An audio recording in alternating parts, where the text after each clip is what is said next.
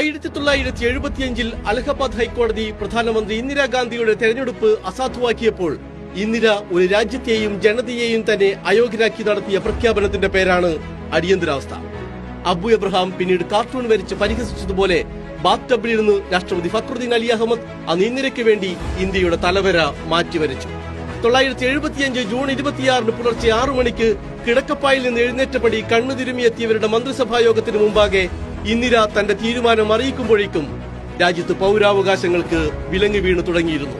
രാജ്യത്തുടനീളം പ്രതിപക്ഷ പാർട്ടികളുടെ നേതാക്കൾ ജയിലിൽ അടക്കപ്പെട്ടു തുടങ്ങിയിരുന്നു. ജനപ്രതിനിധികൾ, ട്രേഡ് യൂണിയനിസ്റ്റുകൾ, പത്രപ്രവർത്തകർ, എഴുത്തുകാർ എന്ന് വേണ്ട ഭരണകക്ഷിയെ എതിർക്കുന്ന ആർക്കും രക്ഷയില്ലാത്ത കിരാതകാലം ഒരുങ്ങിക്കഴിഞ്ഞിരുന്നു.